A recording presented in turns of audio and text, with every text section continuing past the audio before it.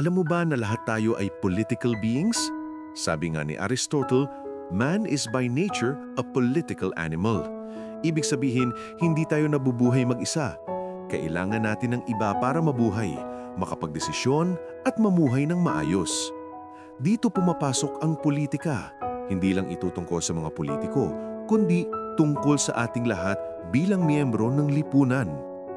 Ang politika ay paraan kung paano tayo nagkakasundo sa mga issue, gumagawa ng desisyon at nagtataguyod ng mga patakaran para sa kabutihan ng nakararami. Ang citizenship naman ay pagiging bahagi ng bansa, may karapatan, tungkulin at responsibilidad. Ang pagiging aktibong mamamayan ay hindi lang bumuboto tuwing eleksyon, kundi nakikilahok din sa mga gawaing pampamayanan tulad ng pagtulong sa kapwa, pagiging disiplinado at pakikilahok sa mga isyung panlipunan. Kung babalikan natin ang kasaysayan, kitang-kita na ng ating pagkakakilanlan ay nahubog ng ating mga karanasan. Noon pa man sa panahon ng barangay system, ang mga Pilipino ay may bayanihan, pagkakaisa at malasakit sa isa't isa.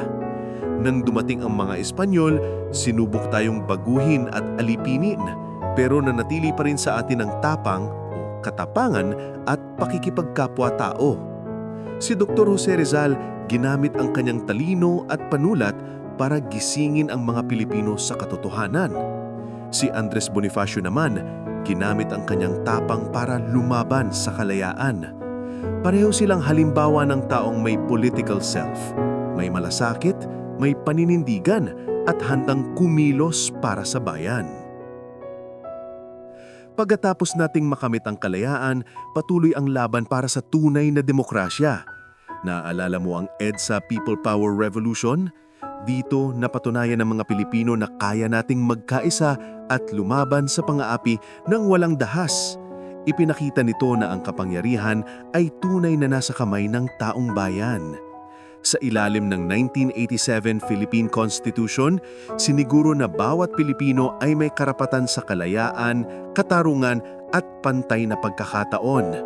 Dito rin pinagtibay ang karapatan ng mga manggagawa, magsasaka at iba pang sektor na makilahok sa mga desisyon ng pamahalaan. Ang demokrasya ay hindi lang sistema ng gobyerno. Ito ay a way of life.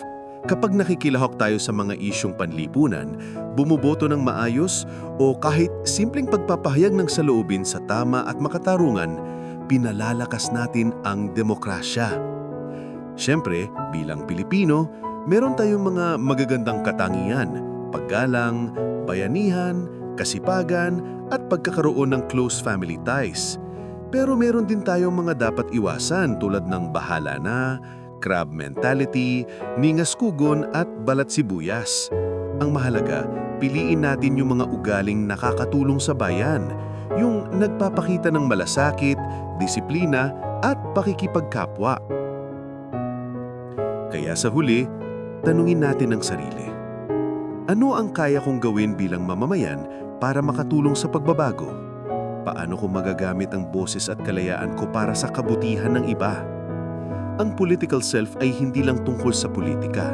Ito ay tungkol sa pagiging mulat, responsable at makatao. Isang Pilipinong may malasakit sa kapwa at sa bansa.